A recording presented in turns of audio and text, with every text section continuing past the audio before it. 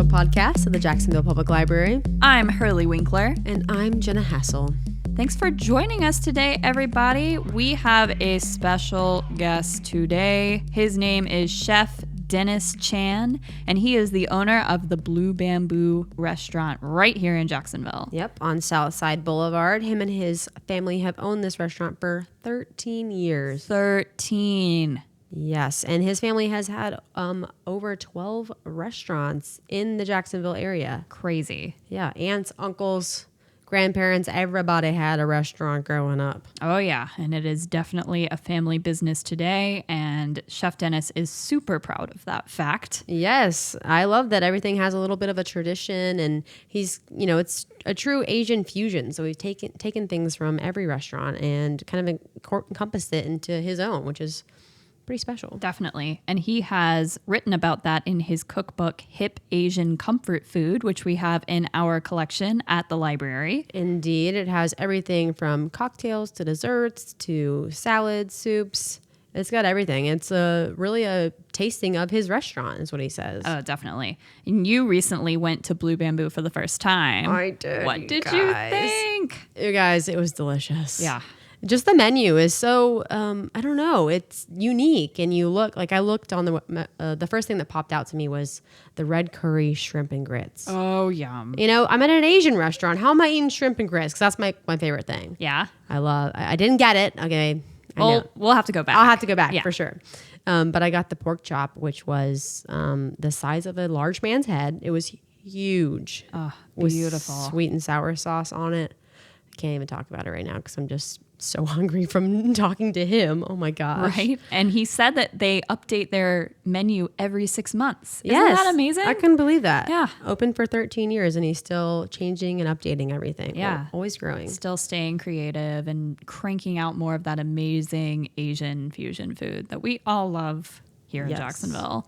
They also recently renovated their restaurant, and Chef Dennis was telling us after we talked about some family photos that he has on the walls. Super cool. Yeah, so cool. He had a really big photo of his dad when he was a waiter in London blown up, and he has that on the wall now, along with some other family photos of the family, eating dinner in China and other family photos too. So I love that he's tying that family tradition right on the walls in the restaurant. So you not only get that in his menu, but you get it in just the experience in the restaurant, which is a pretty neat idea, I think. And you definitely can hear a story from him as well. And he's always walking around the restaurant and, sitting down and chatting with his guests. So if you see him, get to know him and introduce yourself. Tell him you heard it on our podcast. On Completely Booked. Exactly. Yes, indeed. Without further ado, here is Chef Dennis.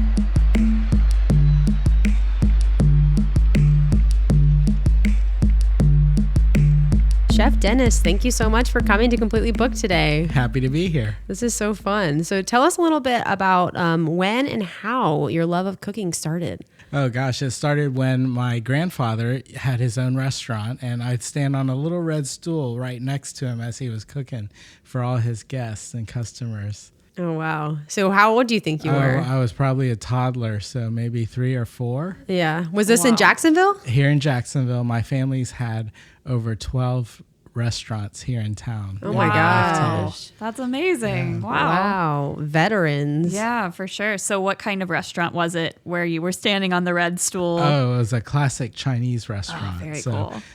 Funny now, many generations later, we still have customers that come in that used to eat at my grandfather's, and they'll ask for some of those dishes, and I have to think way back to that red stool to be able to recreate them. Oh my gosh. So you make them for them, even though they're not on the menu, and it's just something that they remember from your grandfather. Oh yeah, as long as we have the ingredients. That's amazing. I love that. That's so cool.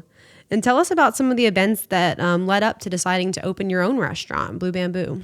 Well, after college, I went to school here in Jacksonville. I was born and raised. And after college, I decided that I wanted to continue that family legacy. So thought that first I would go to learn customer service from a company that's kind of known for their customer service. I worked for Walt Disney World. Oh, wow. And was a VIP tour guide for them. And then the next step to continue that legacy was to learn a little bit about the kitchens. And so I thought I'd go to the Culinary Institute of America. So without seeing the campus and going only on their reputation, packed up the car and drove up to Hyde Park, New York. Wow, just like a leap of faith. Yeah. That's so cool. Yeah. And you've started doing monthly events at your restaurant as well. Tell us a little bit about those. Oh, yes. We have 3 big monthly events every month at Blue Bamboo. One is our Dim Sum Sundays, and we've been doing those now for 7 years. And dim sum it translates to a little bit of heart, and it's all, if you think of the little steamer baskets or little plates, it's like Asian tapas. So you just order till you're full. The other event we do is Ramen Wednesdays once a month, and we also do Asian Taco Tuesday. Oh, fun. Wow, what is an Asian taco?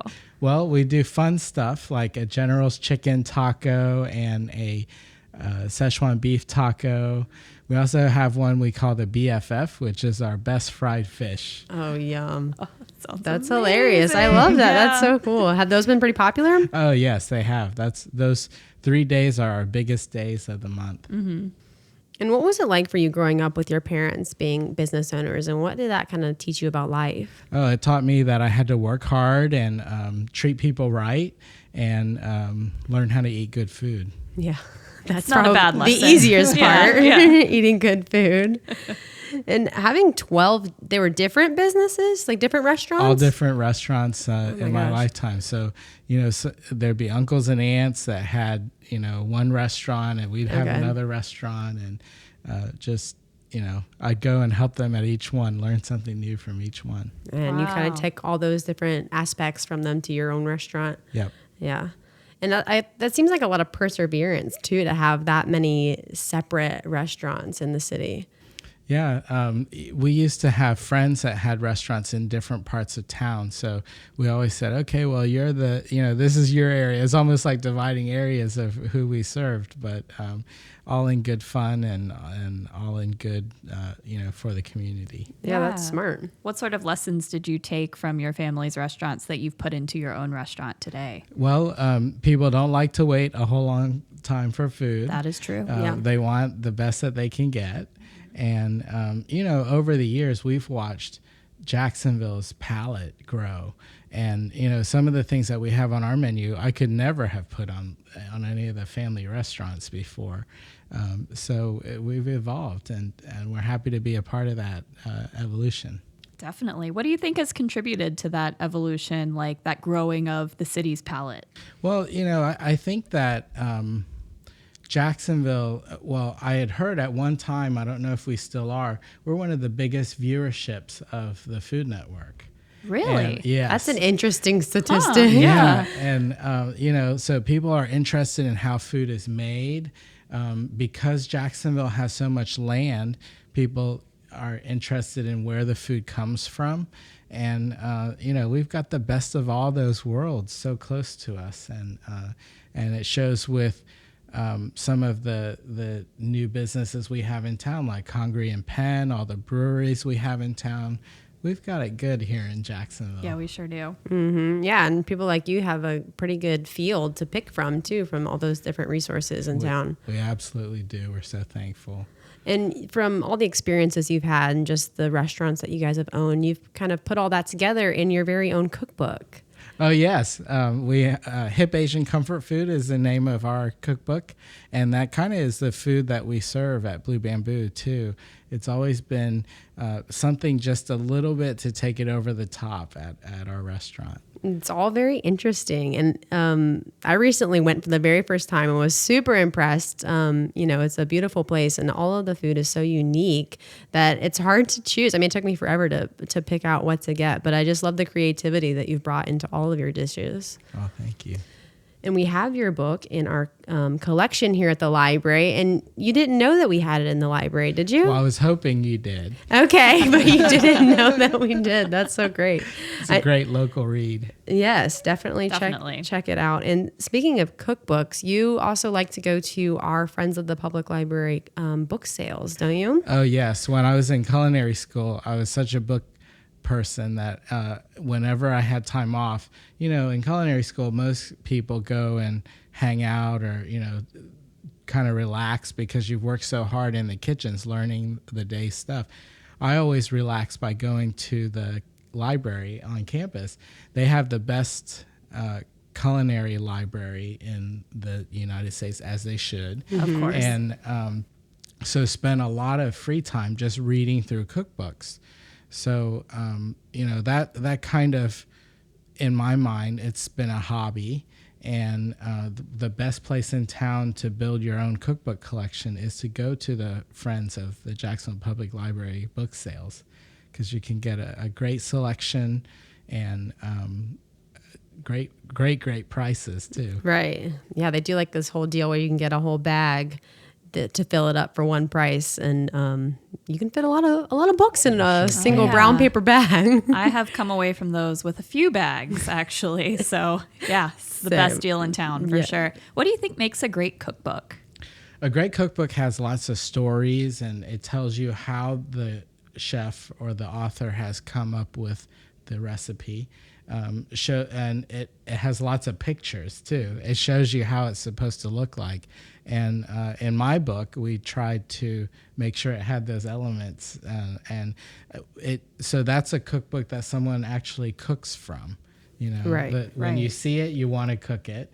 When you hear the story behind it, it helps make you want to cook it also. Yeah, definitely. My mom is a huge cookbook collector. Really? Yes, she collects junior league cookbooks from all cities of all dates, years.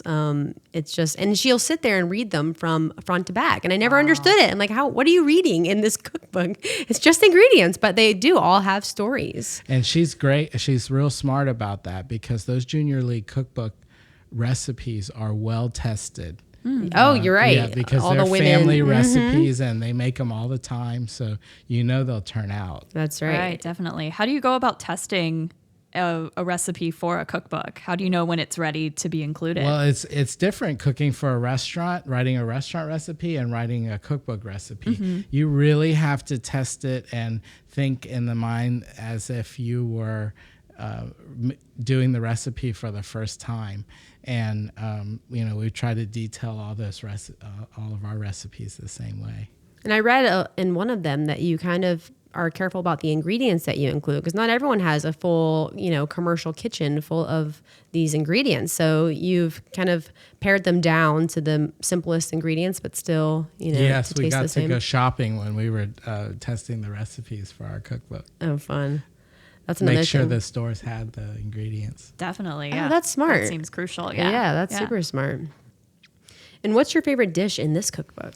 This cookbook has our definitive recipe. There's actually two. There's one for dessert and one for our main entrees. It's got our red curry shrimp and grits recipe in it, which is the signature dish at Blue Bamboo. And then it also has our mandarin orange cake. Ooh, that sounds so good. I actually went through and kind of tabbed a bunch of the pages in there when I was reading through the book. And the red curry shrimp and grits is one of the main things. I was like, this is the epitome of the hip Asian comfort food. That dish kind of sums it up. That's really cool. As a big library supporter, what role do you feel the library plays in our community? Oh, we're so lucky to have the library here in Jacksonville. I remember growing up here in Jacksonville, going to the Hayden Burns Library. What? Yeah. Throwback. Yeah. Love it. Yes, and Mom took us down there, and we would go. If I only knew the joy of what cookbooks would bring me as I grew up as an adult, then I would have probably started back then looking at cookbooks. But back then it was always the kids section, and what a resource we have here in Jacksonville. And this beautiful library that we're in now is just such a luxurious space. And we've got a great collection of books too. It's a hidden gem for sure. Indeed. Yeah. And I always say cookbooks are one of my, like, the first things that I started checking out when I moved here to Jacksonville. I grew up in a small town and we only had one library. And so when I got into high school and stuff, I just assumed, no, that doesn't have anything for me because it's so little. But here, the cookbooks is like, you know, cooking for myself at home. I was like, I'm bored of, you know, making sandwiches all the time. Let me see what else is out there. So that's one of the main things that I started checking out. I would go to San Marco or to the main library to check them out. And that's been super helpful for me as a novice cooker. Yeah. Do you have any tips for novice chefs like ourselves? Oh, goodness. There's so much. But if you want to add a little hip Asian flavor to any dish, start with ginger, garlic, and scallion. And if you start with those 3 ingredients and keep them in your pantry, you can even prepare them, you know, chop them up and freeze them, then that adds a nice Asian flavor to anything that you want to make, any sauce. Good that to you know. make. Yeah, I it's know. like the holy trinity of hip Asian comfort food. It is. You know, in French cooking, you have mirepoix. This is Right. the Asian mirepoix. Love that. Yeah, that sounds, I could do that. Yeah. I feel like We I got could, this on lock. I can Yeah. handle that, I think. What do you think was one of the most challenging things about writing a cookbook? Well, it's the whole writing a cookbook for people who will cook from it and writing recipes from like a chef's kitchen. You have to make sure that the details are there and the steps are correct so that you don't have to cover up for something that you might do wrong. True. That makes sense. Yeah, that does. Have you gotten feedback from folks who have tried your recipes and succeeded or maybe even failed? Oh yes, there's we get feedback all the time, and sometimes people will say, "Oh, you know, I made the salmon salad and it didn't turn out exactly how I get it in the restaurant." Right. And I said, you know, here's a little thing you can do a little differently, and it will turn out more.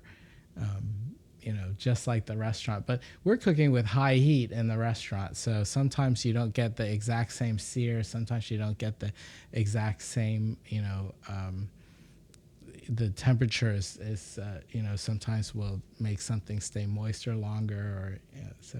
Right. Yep. My mom always says that cooking is a science. And she's right, apparently. It is. Yeah. It is. And we with asked, a lot of love. yes. Yes. Number one ingredients is love. And family tradition, apparently. Yep. That's so cool. And do you highlight that story in your cookbook, the whole tradition of it?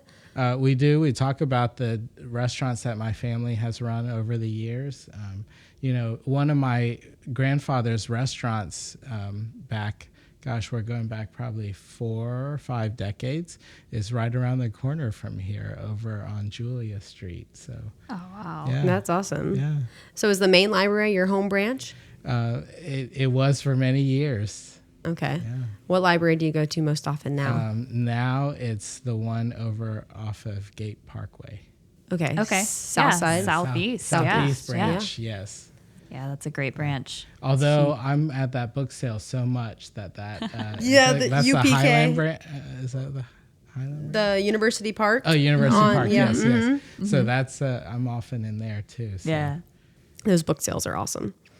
And we ask this in every interview, and you may be the first one that is actually doing what you wanted to do as a kid, but what did you want to be when you grew up? Oh gosh, when I was a kid, I always thought that I would be some type of scientist, doctor maybe, because I wanted all my peers to come to my restaurant. I see.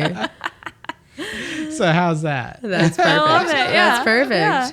That is awesome. And tell everyone where we can taste your amazing food and where they can find you online. BlueBambooJacksonville.com is our website, and Blue Bamboo is located on Southside Boulevard, 3820 Southside Boulevard. Yes, go and see him, everyone. His food is amazing. I could tell you that all day, but scrumptious. yes, but you must go try it for yourself. Thank you so much for coming, Chef Dennis. This has been so fun. Thanks so much for having me. Of course.